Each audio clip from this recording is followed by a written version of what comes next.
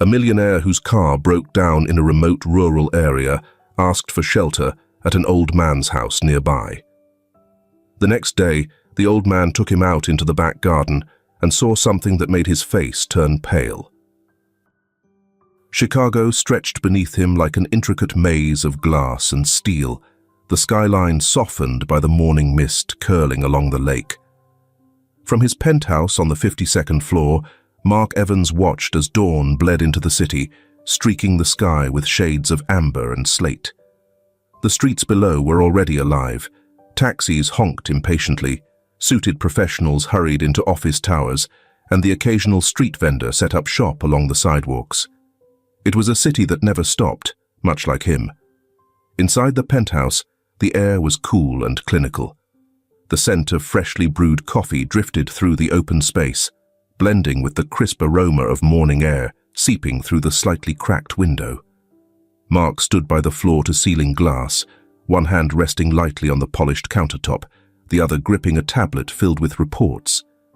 His reflection stared back at him, a man of precision and control, his dark hair neatly combed, his suit tailored to perfection. There was nothing out of place, not in his appearance, not in his life. Or at least, that was what he told himself. A quiet chime broke the silence. "Mr. Evans, your itinerary is ready," came the voice of his assistant, Nathan, through the intercom. "Send it to my phone," Mark replied, his voice even, measured. "Already done, sir. The car will be downstairs in 15 minutes. Mark acknowledged with a curt nod, even though no one was there to see it. He set the tablet aside and moved to the sleek mahogany desk that dominated one corner of the room. Stacks of documents lay neatly arranged, but his hand drifted past them to the top drawer. He hesitated. With a quiet sigh, he pulled it open. A single photograph lay inside, its edges worn from years of being handled, but never displayed. A woman with warm, intelligent eyes and a soft, knowing smile stared back at him. Her hair cascaded over her shoulders, framing a face that had once been his entire world. Amelia. Mark exhaled sharply and shut the drawer with more force than necessary. It didn't matter. The past was the past. He grabbed his coat and strode toward the elevator, his steps purposeful, calculated. At Evans Global, the hum of efficiency was almost rhythmic. Keyboards clicking in unison, muted conversations weaving through the expansive glass-lined office space. Employees straightened as Mark walked past, some murmuring greetings, others too intimidated to meet his gaze. He acknowledged none of them. The morning meeting was already underway. Inside the conference room, a handful of executives sat around a polished mahogany table, their voices low but firm, each pushing their agenda. Blueprints, feasibility studies, and financial reports were spread across the surface, filled with figures and projections. With the rapid suburban expansion, we should consider Lake Forest. It's close enough to Chicago, but still retains an exclusive appeal. No. If we want a long-term investment, Springfield has better infrastructure. The state incentives alone would save us millions. What about Rockford? It's an industrial hub. Mark remained silent, listening, analyzing, calculating. He wasn't a man who spoke unless it was necessary. His presence alone was enough to command attention. Tall, sharply dressed in a dark charcoal suit, his features carved with an intensity that made people think twice before challenging him. His dark hair was neatly styled, his jawline precise, but it was his eyes that stood out, cold, piercing, and unreadable, the kind of gaze that made people uncomfortable. Finally, he spoke. His voice was low, deliberate. "Galena." The room went silent. A young executive, clearly new, shifted uncomfortably in his seat. "Galena, sir?" He hesitated, trying to choose his words carefully. "That's a bit isolated. The population is small, mostly farmland. The economic activity there is minimal compared to our other options." Mark's gaze flickered to him, sharp enough to cut through glass. "Exactly. It's untouched, uncomplicated. We don't need to compete. We create. He leaned forward, tapping a single finger against the map, where the town of Galena was marked in understated ink. We build a destination, not just another commercial expansion. The landscape is pristine, the air clean. We introduce something modern but sustainable, a blend of rural charm with economic viability. Give it 5 years, and we won't just be investing in Galena. We'll be shaping it. There was no room for argument. Mark Evans didn't make suggestions. He made decisions. The meeting ended shortly after, and as his executives filed out, voices hushed with quiet discussions, Mark remained in the office alone. He loosened his tie slightly, exhaling as he turned toward his desk. The plan Mark himself chose was quickly conceived and put into action. His subordinates did a great job, but Mark was never idle. If you want to wear the crown, you must bear its weight. He always took that as his motto. It had been 2 months since Evans Global started working in Galena. There was a knock on the door of Mark's office late one morning. Nathan was sure to bring him good news. "Everything is set for Galena," Nathan said, as Mark took his seat. "The land acquisition is finalized, the local permits are in order, and we've scheduled the final site visit for tomorrow." Mark skimmed the documents with a sharp, practiced eye. Projected return? Long-term investment, but sustainable growth. Rural expansion is slower, but this region has potential. Mark tapped a finger against the blueprint, his mind already 10 steps ahead. "I'll fly out today. I want first-hand insight before we push forward." A brief pause. Then Nathan nodded. "Understood." The meeting continued, and numbers and logistics were exchanged with precision.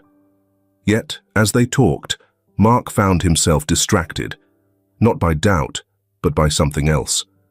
A whisper of something unshakable. Galena.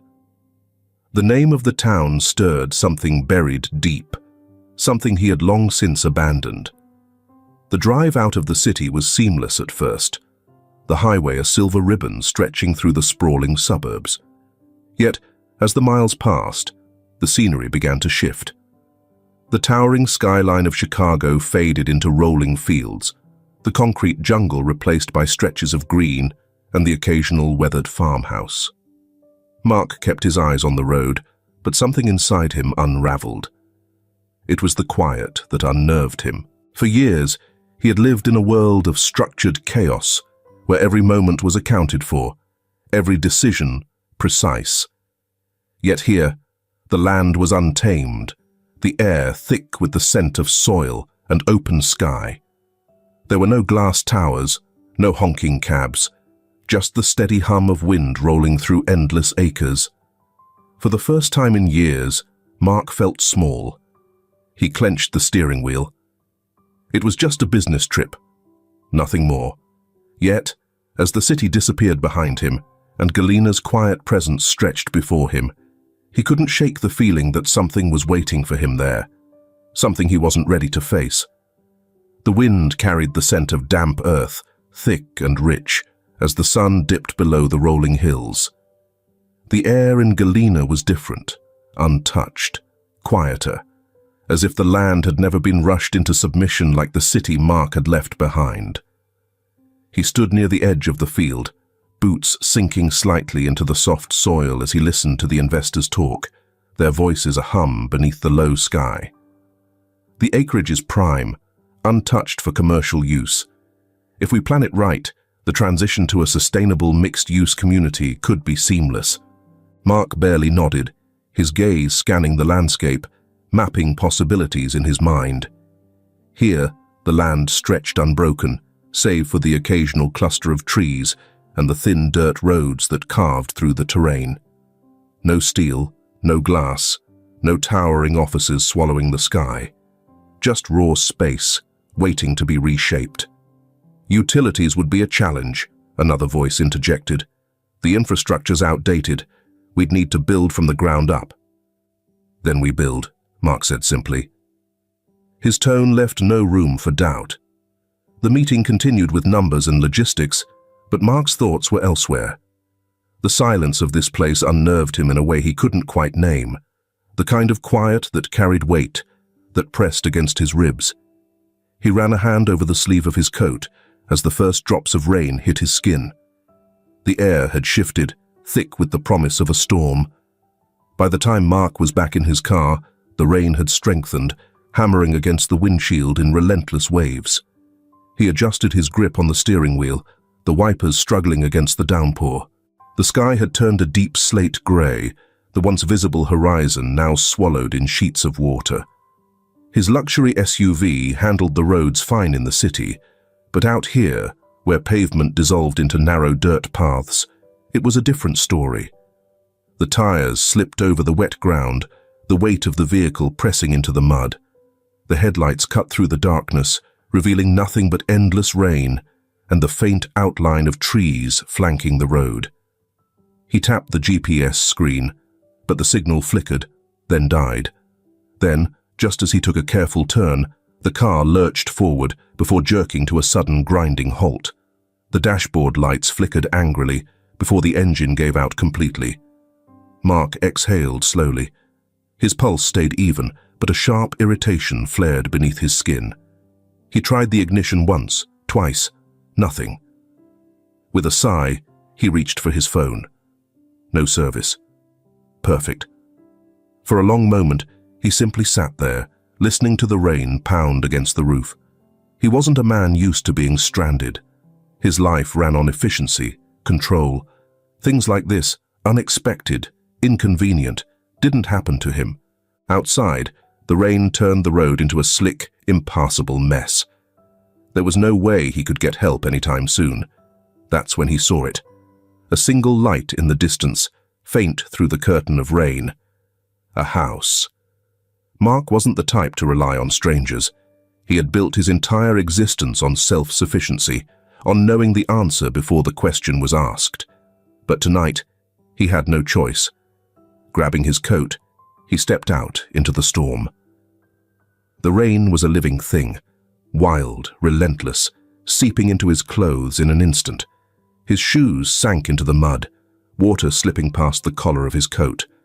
The cold bit at his skin, but he pushed forward, each step a deliberate move toward the faint glow ahead. The house was small, old but well kept, its wooden exterior darkened by the rain. The glow came from a single window, flickering slightly, as if from a fireplace inside. Mark hesitated at the porch. The last thing he wanted was to make conversation, but standing in a storm with a dead car and no service wasn't an alternative. He rapped his knuckles against the door, firm but measured. A pause. Then, the sound of footsteps. The door creaked open just enough to reveal an older man, weathered but steady, his gaze sharp even beneath the dim light. Behind him, a girl peeked out, barely 10, her curls damp from the humidity. Her wide eyes locked onto Mark's with the quiet curiosity of a child who had seen little of strangers.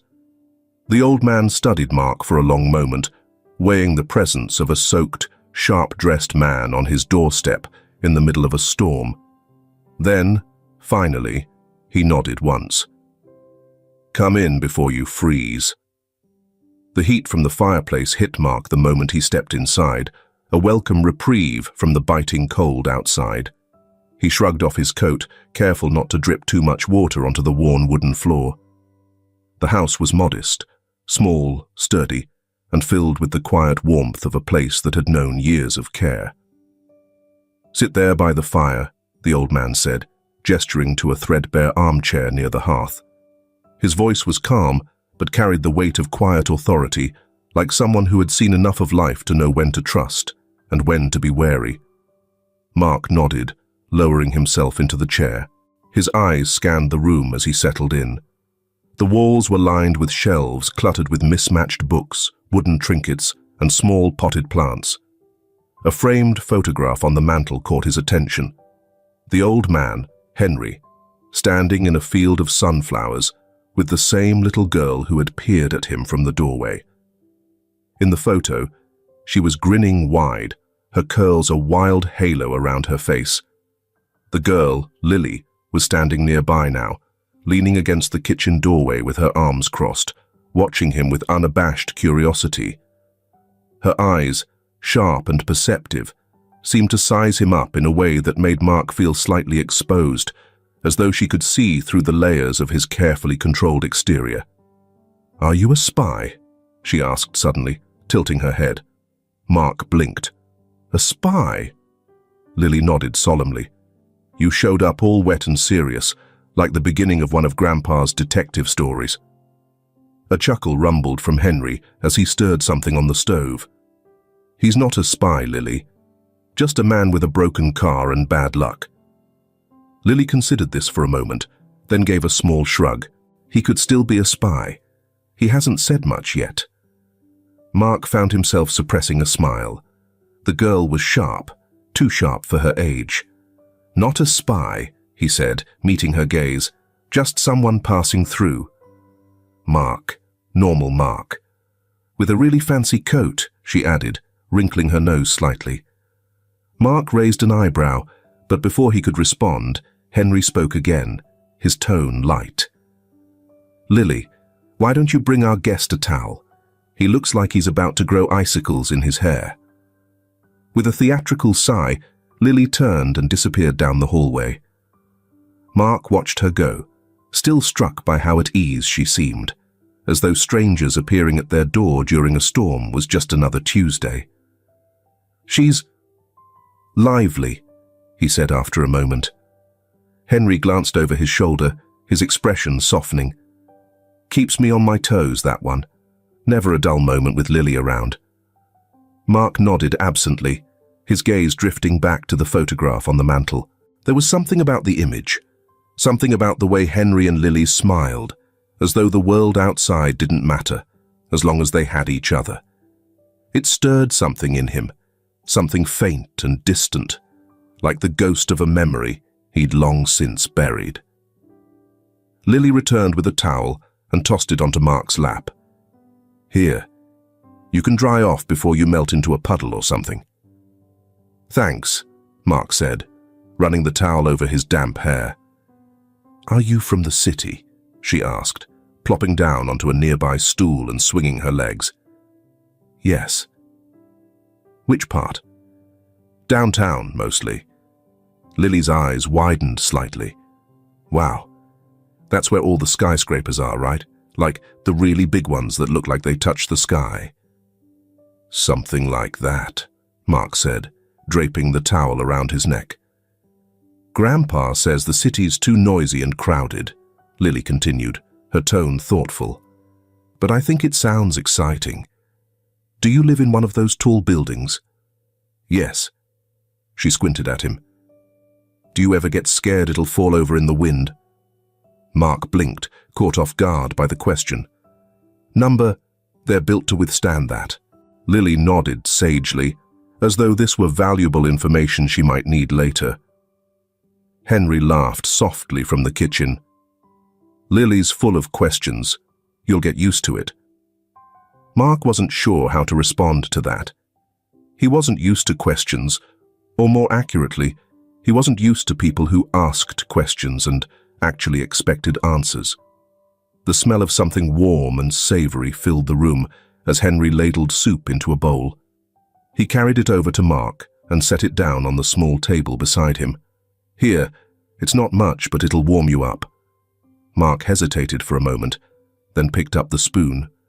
The soup was simple: vegetables, broth, a few chunks of meat. But it was hot, and the warmth spread through him with each bite. "Thank you," he said quietly.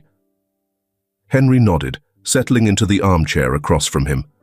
For a while, they sat in comfortable silence, the only sounds the crackling of the fire and the soft patter of rain against the windows.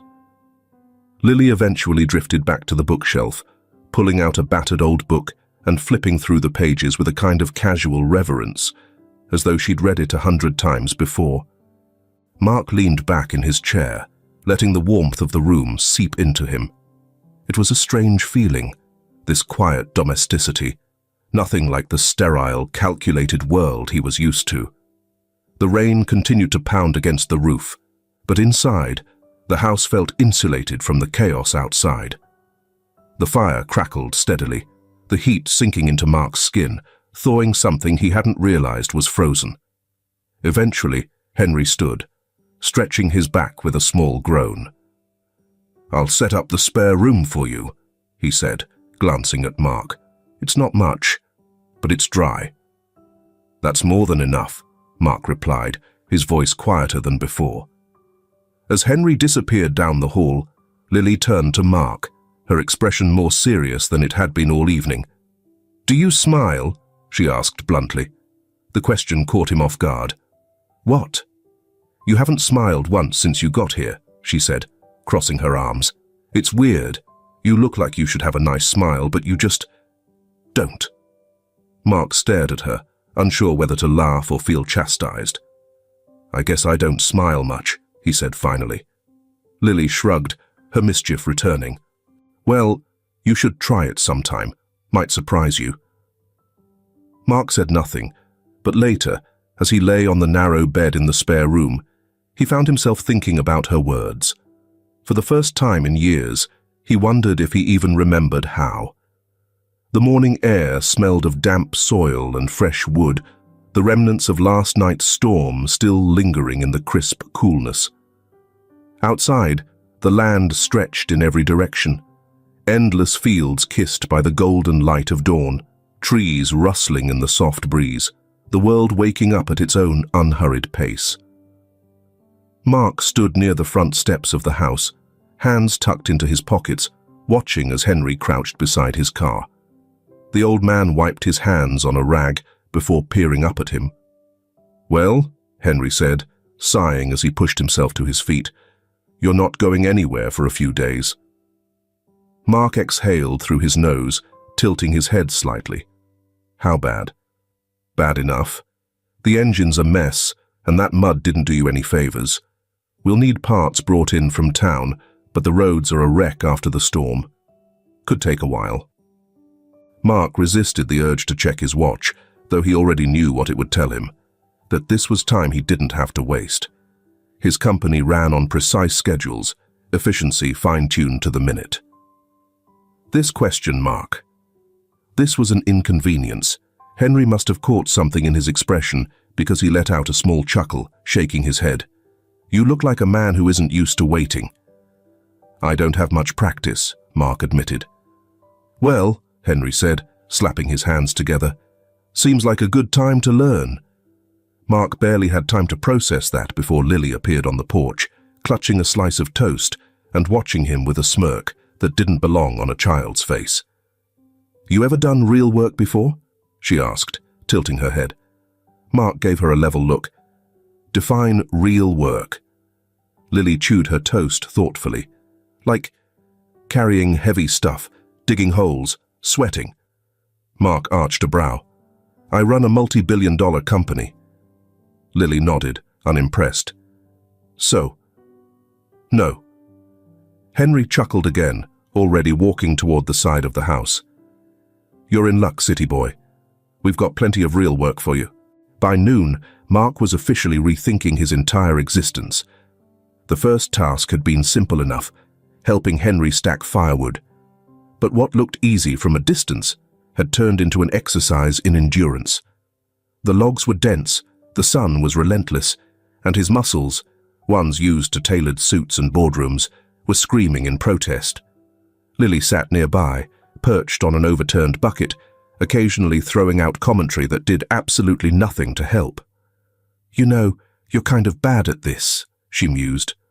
Mark set another log onto the pile, ignoring the amused glint in her eyes. "I don't recall asking for a review," Lily grinned. "I'm just saying, you look like you might pass out." "I'm fine." "Are you sure?" "Yes." She squinted at him, then leaned toward Henry conspiratorially. "I don't think he's fine." Henry, to his credit, only shrugged. "He's fine. Probably." Mark exhaled, rubbing the back of his neck as he straightened. He had negotiated multi-million-dollar deals with ease, but somehow, surviving a morning with these two was proving significantly more difficult. The afternoon passed slowly. the rhythm of the countryside starkly different from the relentless pace of Chicago. Henry worked at his own steady speed, pausing occasionally to share stories, old memories woven into the land, the kind of history that didn't exist in steel and concrete. "This house has been in my family for 3 generations," he said, as they repaired a section of the fence. "Built it up piece by piece, the same way my father did before me." Mark listened, but his hands kept moving, focusing on the weight of the wood, the feel of the nails between his fingers, and the unfamiliar but oddly grounding sensation of working with his hands. Lily, of course, had her own version of storytelling. "You want to hear something creepy?" she asked, balancing on the fence as Mark hammered a nail into place. "Not particularly," she ignored him. "I once saw a coyote out back that was like, definitely a ghost." Mark didn't pause, but he gave her a sidelong glance. "A ghost coyote?" Lily nodded solemnly. "Yup. It looked right at me and then disappeared into thin air." "Or," Mark said, "it just ran away." She scoffed. "That's what Grandpa said. But you weren't there. You didn't see the way it looked at me." Mark smirked slightly. "Terrifying, I'm sure." "It was," she insisted. Then, narrowing her eyes, "Do you believe in ghosts?" "No." "What about aliens?" Mark sighed. "Lily, I bet you believe in taxes, though," she continued, wrinkling her nose. He gave her a deadpan look. "I pay them." Lily sighed dramatically. "That's so boring." Henry, laughing under his breath, shook his head. "Lily, quit pestering the man." "I'm not pestering," she said, hopping down from the fence. "I'm just investigating." Mark turned back to his work, shaking his head slightly. She was something else. By the time the sun began to dip, Mark was exhausted in a way he hadn't been in years. It wasn't the usual exhaustion, the kind that came from endless meetings, the weight of responsibility pressing against his skull. No, this was different. It was a bone-deep ache, a reminder that he had a body beyond a boardroom. Henry stretched, dusting off his hands. "That's enough for today. You did good." Mark exhaled, nodding once.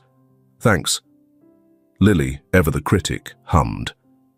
"You were okay." Mark shot her a look. "Gee, thanks." She grinned.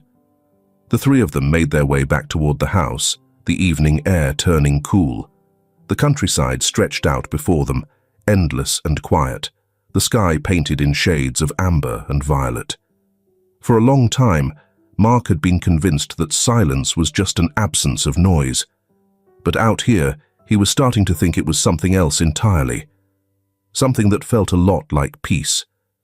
The evening was still, the sky bruised with the last remnants of sunset. A soft golden hue clung to the edges of the trees, but the light was fading quickly, swallowed by the weight of approaching clouds. The air smelled of damp earth, the lingering breath of the storm that had passed the night before. Henry stood on the back porch, wiping his hands on a cloth before tossing it over his shoulder.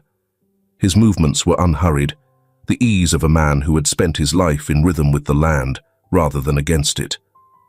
"Come on," he said, nodding toward the back of the property. "Need your help with something." Mark, who had been leaning against the railing, arms crossed, straightened slightly.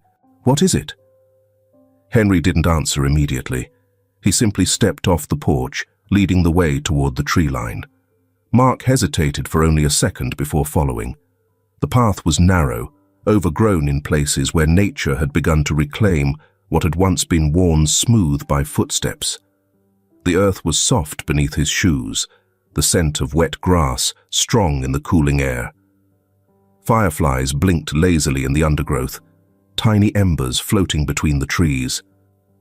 Mark kept his hands in his pockets as he walked, his gaze flickering between the shifting canopy above and the quiet figure ahead of him. Henry didn't speak, and Mark didn't press for conversation. There was something about the stillness of this place that discouraged unnecessary words. It was only when they reached the clearing that Henry finally stopped. "Right here," he said. nudging a few fallen leaves aside with the toe of his boot. Mark looked down, and then his breath stopped. A small headstone, weathered by time and the elements, stood partially hidden among the tall grass. The engraving was simple, unadorned. Amelia Walker, beloved mother. His mind blanked. Were you surprised by this plot twist? If so, leave a comment saying, "Cookies." His pulse, usually steady and controlled, faltered. The air felt too thick, the trees suddenly too close. It wasn't possible. It had to be someone else. Henry, unaware of Mark's sudden inability to move, crouched beside the grave, adjusting a small bundle of wildflowers resting at its base. "Who's she? Your daughter?" "Number." "She showed up here one night, 10 years ago," he said, his voice quiet, almost reverent. "Pregnant. Soaked to the bone from the rain. Sick as hell." He let out a long exhale. "Didn't say much about where she came from, just that she needed somewhere safe." Mark felt disconnected from his own body, as though the words were coming through a thick fog. He forced himself to breathe, forced himself to focus on facts, not the roaring in his head. Walker. Amelia Walker. A common name. It could be a coincidence. Had to be. He tried to say something, but Henry kept speaking. "She was strong, though. Stubborn," Henry continued. "Carried that baby like it was the only thing keeping her breathing. And maybe it was." Mark's hands clenched in his pockets. He didn't trust his voice. "She lasted a little over a week before she gave birth," Henry said. "And for a moment there, I thought she might pull through. But she was already too weak. By the time the fever hit, there wasn't much I could do." Mark stared at the gravestone, the words carved into the stone blurring at the edges.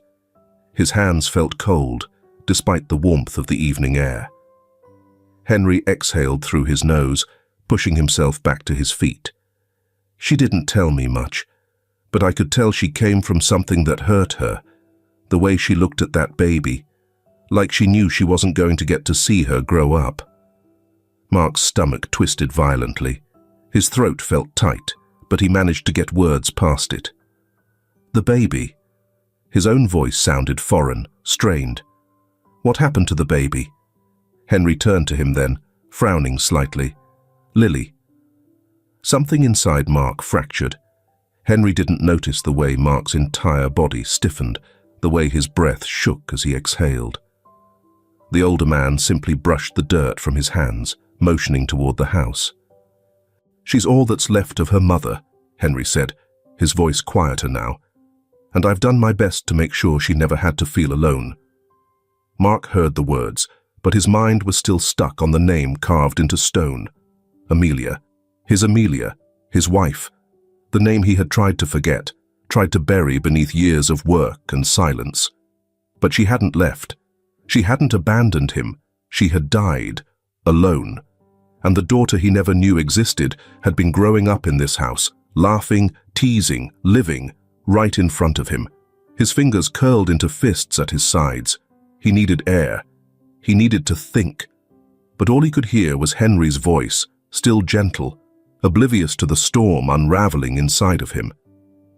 "She had a kindness to her," Henry said, "even in pain, even at the end." Mark squeezed his eyes shut. When he opened them again, the headstone was still there. The name was still there. Nothing had changed. Except for everything. That night, Mark lay awake in the small spare room, staring at the rain began to fall again. He could still hear Henry's voice in his head, replaying the details over and over, forcing him to reconstruct a past he never knew existed.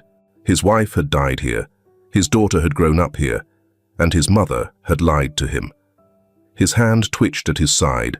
His breath came too slow, too controlled, because if he let go for even a second, he wasn't sure he could stop himself from unraveling. A decade. He had spent a decade believing a lie. And now, staring at the ceiling of a house he shouldn't have ever stepped foot in, he knew he would find out the truth. The morning was heavy with silence, not the peaceful kind that had settled over Galena during his first days here, but something weightier, something pressing. The rain had passed, leaving the world damp and cool, the mist curling along the tree line. Mark sat at the small wooden table in the kitchen, staring at his untouched cup of coffee. Across from him, Henry sipped his own, the scrape of the chair against the floor, the only sound breaking the quiet. He had spent the night chasing a sleep that never came, his mind looping back to the grave, to the name carved in stone, to the years lost between then and now. He should be leaving today. His car would be repaired soon, and the obligations of his life, his company, his meetings, his controlled, structured existence, were waiting. But there was no leaving. Not yet. "Tell me more about her," he said finally, his voice steady, but not entirely his own. Henry didn't look surprised. If anything, it was as if he had been waiting for the question. "Not much more to tell," Henry said, setting his mug down. "She never said where she was from. Never told me her last name. Just that she was alone. And scared." Mark's fingers curled around the edge of the table. "And she never mentioned anyone." His voice sounded too careful, too controlled. Henry exhaled, rubbing the back of his neck. Number. Just the baby. Like that was the only thing that mattered. Mark swallowed, pushing back the weight in his chest. He didn't speak for a long time. Then, almost as if remembering something, Henry stood and crossed the room, opening a cabinet near the pantry. When he returned, he carried an old wooden box, its surface smooth from age. He set it in front of Mark. "She didn't have much," Henry said, "but she left this." Mark hesitated before lifting the lid. Inside, resting on a folded cloth, was a necklace. His breath caught. It was hers. A simple silver chain with a small pendant, a delicate engraving of their initials intertwined. His hands tightened around the box, his knuckles turning white. The world narrowed, everything fading but the feel of the cool metal beneath his fingertips, the unbearable weight of memory crashing into him all at once. He had given it to her on their first anniversary. She had worn it every day after, until the day she disappeared. There was no denying it now, no justifying it as coincidence. Amelia had been here, and she had died here. His jaw clenched, but before he could speak, Henry reached into the box again and pulled out a letter, sealed and yellowed with time. "She left this for Lily," he said. "Said it was for when she was older." Mark stared at the envelope. The name was written in Amelia's handwriting. Soft, careful, familiar. Lily. The weight in his chest deepened, pressing against his ribs like a vice. She had known. She had known she wouldn't survive, had known her daughter would grow up without her, and yet she had left something behind. He wanted to open it, desperately. But it wasn't for him. It was for Lily. Mark swallowed hard, his voice quieter than before. "Does she know?" Henry shook his head. "Not yet. Figured I'd give it to her when the time was right." Mark exhaled, leaning back in his chair. He had spent years thinking he knew why Amelia left, but she never left. She had been taken. And now, he needed to know who had made that happen. His hands curled into fists, the smooth metal of the necklace still biting into his palm. He wouldn't forget Galena, not until he had the truth. Chicago felt different now. Or maybe it was Mark who had changed. The skyline, once a symbol of his control, now loomed over him like a prison of glass and steel. The streets bustled with life, cars honking, people rushing to destinations that suddenly felt meaningless in comparison to the past he had uncovered. He had spent a decade living in this city, blind to the truth that had been hiding in a quiet town miles away. Mark sat in the back seat of his car, the city's lights blurring against the tinted windows. His hands rested on the old wooden box Henry had given him, the necklace still inside, its presence heavy. He had made one call the moment he left Galena, to the best investigator he could find. Now, days later, the answers were coming, The office was small, tucked between high-rise buildings, the kind of place meant for discretion. The investigator, Cole Matthews, was already seated when Mark entered, a thick file on the desk between them. "That was fast," Mark said, lowering himself into the chair. His voice was steady, but his pulse wasn't. Cole flipped the file open, his expression unreadable. "You pay well for fast." Mark's gaze dropped to the first page. A hospital record. Cole tapped a finger against it. She went to St. Augustine's the night before she gave birth, walked into the emergency room alone. She was already in bad shape, malnourished, feverish, but they turned her away. Mark's breath stilled. Why? Cole exhaled. No insurance, no identification. She had nothing but the clothes on her back, and St. Augustine's, well, they don't exactly have a history of being generous with charity cases. Mark stared at the paper. She had been right here, in this city, dying alone, while he was sitting in his penthouse believing she had abandoned him. His stomach churned, a slow, seething anger building under his skin. Cole continued. She left the hospital and never went back. No one knows exactly how she made it to Galena, but she must have been desperate. She probably hitchhiked or walked as far as she could before collapsing. Mark clenched his jaw, his fingers pressing against the edge of the desk. It didn't make sense. "She had money," he said, his voice tight. "I made sure of it. She had access to everything she needed." Cole nodded. "That's where things get interesting." He flipped to another page, a bank statement. 2 days before she showed up at that hospital, her accounts were emptied. Mark's brows furrowed. By who? Cole's lips pressed into a thin line before he pulled out another document, a legal power of attorney form. Mark took it, his stomach twisting as his eyes landed on the signature at the bottom.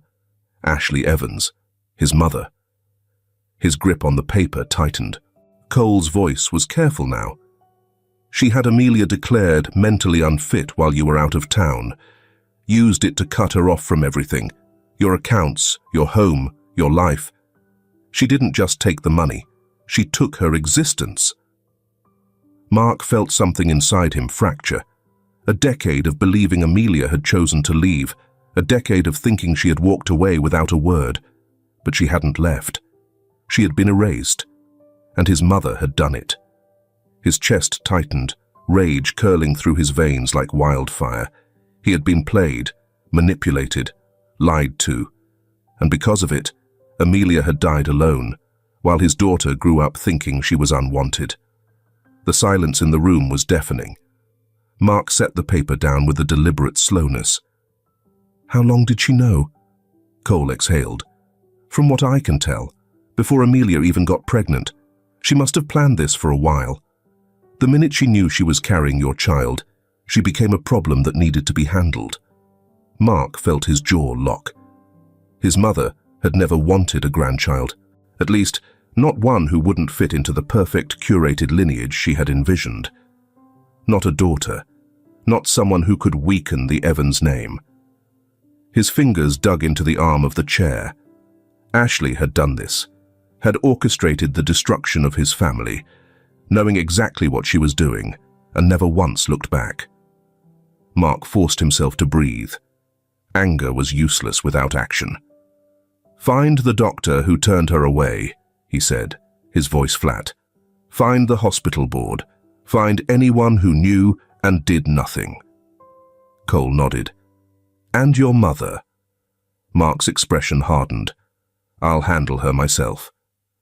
The Evans estate sat at the edge of the city, a mansion of cold marble and manicured perfection, a fortress built not to protect, but to isolate. Tall wrought iron gates loomed before Mark as his car rolled to a slow stop. This place had never been home. It had been a lesson in obedience, in control. And now he saw it for what it truly was, a gilded prison built by a woman who never truly loved anyone but herself. He stepped out, shoulders squared, fists clenched at his sides. The evening air was sharp, thick with the scent of damp stone and trimmed hedges. The house was just as he had left it all those years ago, grand, pristine, lifeless. Mark climbed the steps, his footsteps deliberate and heavy, the weight of a decade of lies pressing against his chest. The butler barely had time to open the door before Mark strode inside, his presence cutting through the stillness of the house. "Where is she?" His voice was cold, controlled, a moment of hesitation. Then, "In the parlor, sir." Of course, the parlor, where she entertained guests, wielding charm like a blade, ensuring that everyone saw exactly what she wanted them to see. A perfect woman, a perfect mother, a perfect lie. He walked through the corridors, past portraits of his ancestors, men and women who had built the Evans empire on power and precision, on wealth and ruthlessness. He wondered how many of them had stood in this very house, orchestrating betrayals with the same ease his mother had. Mark stepped into the parlor. Ashley Evans sat in her usual chair, poised as always. A silk blouse, tailored trousers, not a single strand of her blonde hair out of place. She looked the same, ageless, unshaken, as if she hadn't spent the last 10 years as a monster hiding in plain sight. "Mark," she said smoothly, setting down her teacup. "I wasn't expecting you." He didn't sit. "Then you should have." She tilted her head slightly, studying him, always the observer. "I assume you've been to Galena." Mark felt his breath hitch. That was it. No pretense, no feigned confusion. She already knew. His jaw tightened. "You took everything from her." Ashley exhaled, setting her hands on her lap. "I protected you." "From what?" His voice was sharp, cutting through the still air like a blade. "From my own wife? From my daughter?" Her gaze was steady, unrepentant. "From weakness, Mark." His chest constricted. Weakness. Ashley stood, smooth and composed. She was never meant to be part of this family. You know that. She was fragile, unstable. That child, she let out a quiet scoff, shaking her head, was never meant to be born. Mark saw red. His hands curled into fists, nails biting into his palms. "You had her declared mentally unfit, cut her off, made sure she had nowhere to go, nowhere to turn." His voice shook now, not with uncertainty, but with rage, betrayal. "You left her to die. You left her to die alone while I—" He swallowed hard, his voice turning raw. "While I thought she left me." Ashley sighed, as if exhausted by his accusations. "Mark, listen to me. That woman, her name was Amelia." Ashley barely blinked. "Amelia was not fit to be your wife, and she certainly was not fit to raise an Evans heir." "She was my wife," Mark growled. "She was my family." Ashley's gaze hardened. "You were always too sentimental," she said coolly. "That's why I had to make the hard decisions for you." Mark let out a sharp laugh, hollow and bitter. Sentimental. That was what she called it. Caring, loving, being human. "You think I needed protecting?" His voice was low, dangerous. "You think you were doing me a favor? By making me hate her for the past decade, while my wife passed away in pain and helplessness." Ashley lifted her chin. "You're here now, aren't you? Powerful, respected. Everything I wanted for you, everything you were meant to be. Would you have gotten here if you had wasted your life playing house with that woman and her sickly child?" Mark's stomach twisted. He took a step forward, voice trembling with barely contained fury. "That sickly child is my daughter." Ashley gave a small, indifferent shrug. "A daughter who will never be strong enough to carry this family forward." Something inside Mark snapped. He had spent years chasing the wrong answers, believing in the wrong things. He had let this woman shape him, let her dictate the rules of his life. But she had failed, because now he saw her for what she was. "You're a miserable, pathetic excuse for a mother," he said, voice cold as steel. Ashley's expression didn't change, but there was something there. A flicker, a crack in the armor. Mark let out a slow breath, stepping back. He had nothing left to say to her. He turned, heading for the door.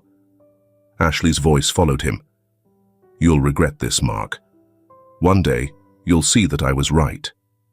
He stopped, just for a second.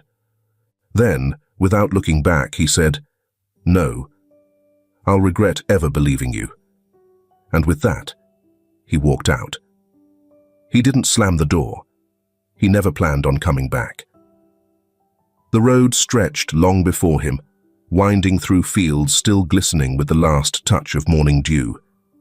The sky above Galena was open, endless, a sharp contrast to the steel and glass towers he had left behind in Chicago. For the first time in a long while, Mark didn't feel like he was returning to a business deal or an obligation. He was returning to something that mattered. As his car pulled into the gravel driveway, the familiar wooden house came into view. And there in the front yard, Lily was running barefoot across the grass, laughing as she chased a stray butterfly. Her hair bounced with each step, golden curls catching the sunlight. Mark gripped the steering wheel a little tighter. She looked so much like Amelia. The screen door creaked open, and Henry stepped onto the porch. His eyes met Mark's, and for a brief moment, they simply regarded each other. Two men are standing on opposite ends of the same truth. Henry nodded once, a silent invitation. Mark exhaled and got out of the car. The two men sat on the back porch, coffee cups resting on the worn wooden railing. The air was thick with unspoken words. Henry was the first to break the silence. "So, I take it you know everything now?" Mark nodded slowly, staring at his coffee as if it held the answers he still hadn't found. "I know." His voice was quieter than usual. Henry sighed, shifting his weight in his chair. Figured it was only a matter of time. Mark glanced at him, studying the deep lines etched into his face, the kind that came from years of sacrifice, of choosing love over convenience. "Why didn't you ever tell her?" Mark asked. "Why didn't you tell Lily where she came from?" Henry took a long sip of coffee before answering. "Because she never needed to know the pain of being unwanted, not when she already had everything she needed here." He glanced toward the yard, where Lily was still playing, completely unaware of the conversation happening just yards away. She had a roof over her head. She had love. She had a home. What difference would it have made to tell her the truth if all it did was cause her pain? Mark swallowed hard. He understood now. Henry had done what Mark had failed to do for 10 years. He had protected her, not by force, not by control, but by love. Mark set his cup down, steeling himself for what came next. "I want to take her with me," he said, his voice measured, careful. "To Chicago, to give her the life she should have had." Henry didn't react immediately. He simply stared into the distance, watching as Lily picked wildflowers, completely oblivious to the weight of the conversation shaping her future. When he finally spoke, his voice was steady. "You can give her things I never could. A future, a real education, opportunities. But what she has here, you can't replace that, Mark." Mark nodded. He knew that. He had spent his whole life surrounded by wealth, but for the first time, he understood that money couldn't buy what Henry had built here. A home, a family. "I won't take her away from you," Mark said after a long pause.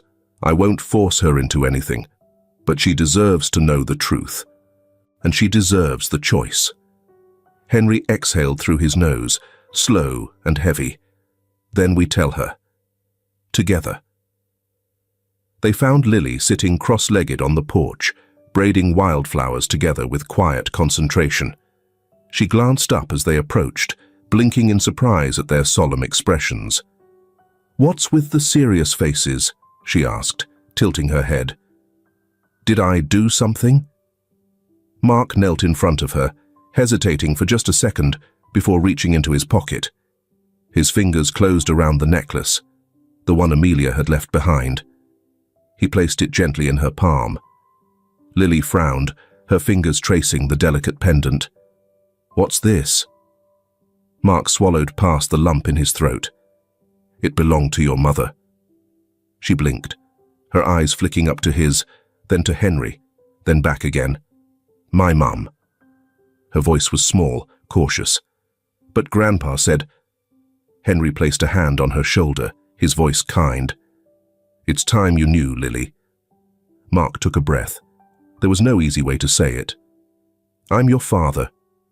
Lily stared at him, the words slow to sink in. Then she laughed, shaking her head. "Okay, very funny." She shoved the necklace back at him.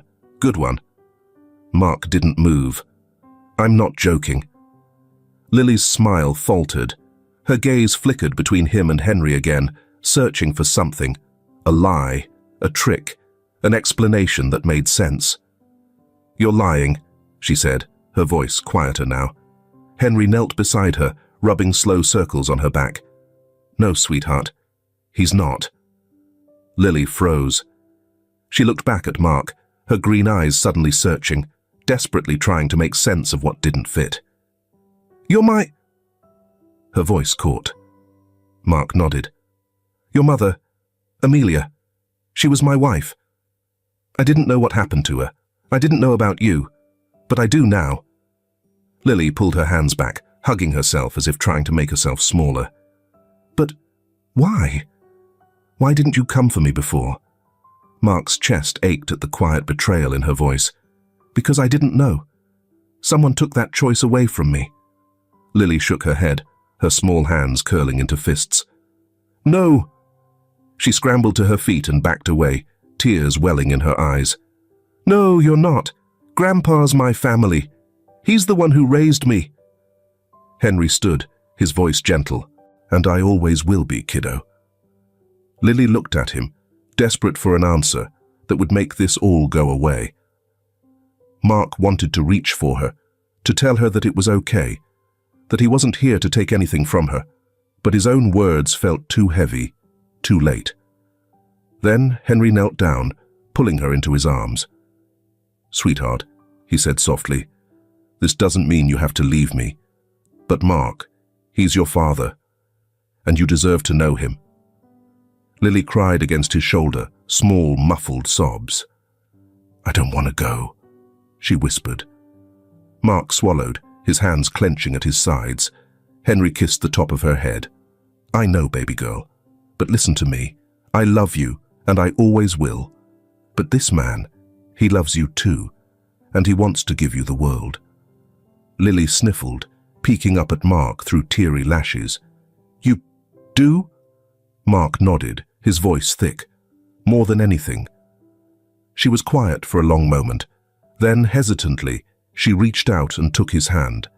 It was small, warm, trusting despite the fear. Mark felt something shift inside him, something long buried finally finding its place. Lily wiped at her eyes, sniffling. "Will I still get to see Grandpa?" Mark nodded. "As often as you want." Lily took a deep breath, exhaled slowly. Then finally, she nodded. "Okay," she whispered. And just like that, Mark had her. For the first time in 10 years, he had something real. Chicago was too big. That was Lily's first thought as she stared out the car window, her small hands pressed against the cool glass. Everything was too tall, too loud, too fast. People walked like they were racing an invisible clock. Cars moved in tight, impatient clusters, and the sky wasn't as open as it was back home. The sky felt smaller here. Mark had been watching her from the driver's seat, reading the way her eyes darted from one unfamiliar sight to another. She had barely spoken since they left Galena. She was still holding herself tight, still uncertain. He couldn't blame her. As they pulled into the underground parking of his building, she finally spoke. "I don't like it here." Her voice was small but firm, like a child deciding that peas were disgusting after a single bite. Mark let out a slow breath. "I know." The penthouse was nothing like Henry's house. Lily stood near the entrance, staring at the vast living space. It was modern, sleek, perfect, but painfully empty. The furniture was expensive. The windows stretched from floor to ceiling, showing the entire skyline of the city, but there was no warmth, no clutter, no signs of life, no pictures on the walls, no smell of something baking in the kitchen, no Henry. She set her bag down and crossed her arms. Mark watched her, his hands in his pockets, unsure of what to do. He was used to negotiations, to boardrooms, to solving problems with logic and money. But none of that worked here. He had spent his whole life building something unshakable, yet here he was, trying to build something fragile and unfamiliar. After a long pause, he cleared his throat. "Are you hungry?" Lily shook her head. "Do you want to see your room?" Another shake. Mark exhaled through his nose, rubbing his jaw. This was going to take time. He glanced around, realizing for the first time how cold the place must feel to her. Amelia would have hated it. She had always talked about how a home needed to feel lived in, needed to have signs of life, of people, of love. "Okay," he said finally. "You don't have to do anything you don't want to. Take your time." Lily didn't answer, but she didn't pull away either. That was something. The first few days were awkward. Lily refused to go anywhere except her room, which Mark had filled with books, toys, and everything he thought a 10-year-old girl might like. But it was clear that she didn't care about the expensive things. She missed Henry. She missed the open fields, the sound of the wind through the trees, the way the porch creaked under her bare feet. Chicago was too clean, too polished, too suffocating. Mark didn't push. He let her stay quiet. He let her eat at her own pace. He let her wander the apartment like a ghost. But the silence was heavier than he expected. And he hated it.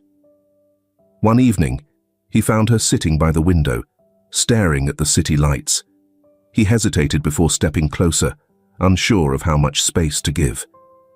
"You know," he said, voice careful, "I used to sit there too, when I first moved here." Lily didn't respond, but she glanced at him out of the corner of her eye. Mark leaned against the window frame, staring out at the skyline. "Chicago was different when I first came. I felt like I didn't belong here either." Lily frowned slightly, skeptical.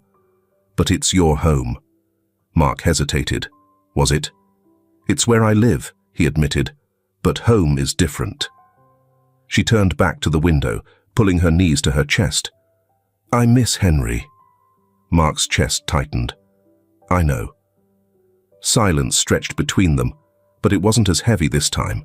Then, hesitantly, Lily spoke again. "Do you miss my mum?" Mark swallowed. "Every day, every second." "Yeah," he said quietly. "I do." Lily traced a circle on the glass with her finger. "What was she like?" Mark let out a slow breath, his heart clenching at the memories. "She was the kind of person who made anywhere feel like home." Lily stayed quiet, letting that sink in, and for the first time since she arrived, she didn't look like she wanted to disappear. The walls between them didn't break all at once, but there were moments, small moments, that started to build something real. Mark came home one evening to find Lily curled up on the couch, flipping through a book. It was small, but it was progress. The next day, she asked, just once, if they could call Henry. Mark didn't hesitate. When he made dinner one night, simple grilled cheese sandwiches, Lily looked at him like he had just committed a crime. "You actually know how to cook." "Don't sound so surprised." "It's just weird," she said, taking a bite. "Rich people don't cook."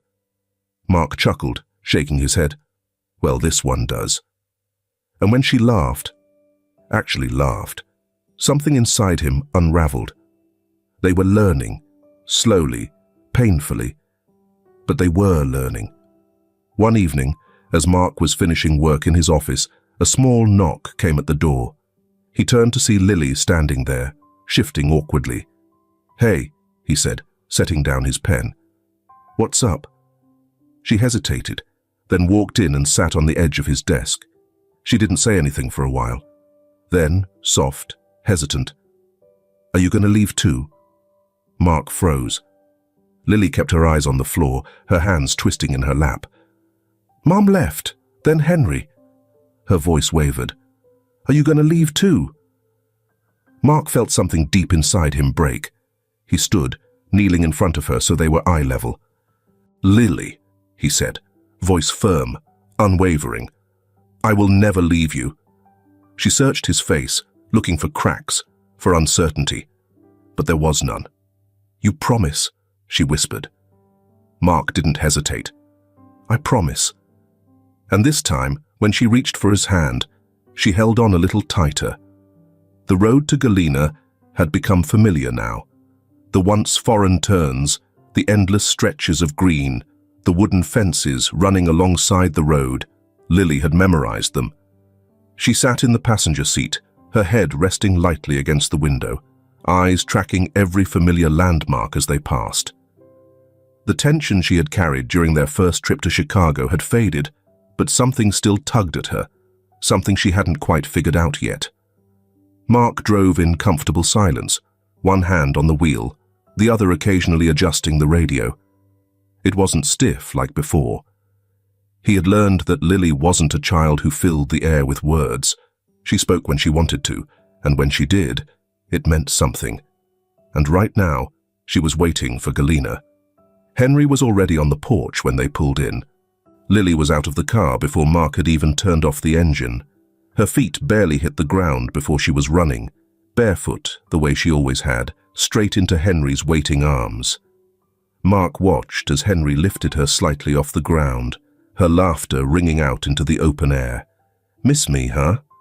Henry grinned. Lily buried her face against his shoulder. "A little," she said, but her voice was muffled, and Mark knew what she really meant. Mark leaned against the car, watching them, feeling the same strange mix of gratitude and regret that had followed him since the day Lily agreed to leave. She was adjusting to life in Chicago, but this was home to her. It always would be. Henry met Mark's gaze over Lily's head and nodded. It was a silent agreement. A confirmation that, despite everything, they had done something right. Inside, the house smelled the same: wood, warmth, and a faint trace of Henry's coffee.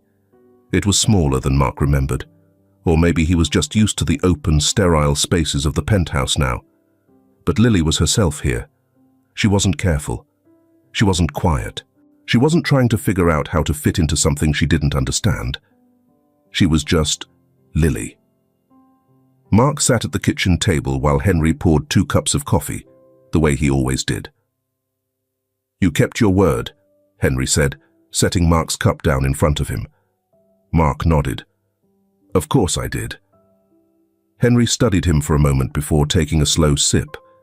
There was something in his eyes. Not doubt, not quite approval, but something like quiet recognition. "You're a good man, Mark." Mark blinked. The words felt foreign, like something that wasn't meant for him. His whole life, he had been told he was successful. He was strong. He was a leader. But good. That was something no one had ever said to him before. He wasn't sure if he believed it, but when Henry said it, for the first time, he thought maybe it could be true. That night, Lily didn't sleep inside. She convinced them to have a campfire in the backyard instead, pulling out old blankets, roasting marshmallows, pretending she wasn't exhausted from running around all day. Mark sat next to Henry as the fire crackled between them, their boots planted in the dirt, the stars stretching endlessly above them. Lily was in the middle of telling a story, one of her wild, exaggerated ones that made no sense, but somehow kept them both listening. "And then," she continued, waving her stick dramatically, "the alien coyote disappeared into thin air." Mark smirked. "Because it was a ghost, right?" "Exactly," Henry chuckled, shaking his head. "You still telling that story?" Lily grinned. "Some stories deserve to be told forever." Mark watched her, something warm settling in his chest. For so long, He had been chasing what was lost. But sitting here, under the stars, with a girl who had his mother's fire and his father's sharp wit, with an old man who had done what he couldn't for 10 years, he realized something. Not everything was lost. Not everything was broken. A different kind of family had been born. And for the first time in his life, Mark Evans finally felt at peace. If this film touches your heart, leave your mark with a like, and don't forget to subscribe to our channel to explore more meaningful stories with us. And if you enjoyed this story, please share it with your friends on WhatsApp. And now, share your feelings with us and tell us your own stories. Every word you share is a building block that helps create our strong and enduring community. Together, we'll create a warm space where everyone can share and connect. Finally, don't miss the incredible stories coming your way soon. We're always here to bring you the best selections, full of deep values, yet entertaining. See you there.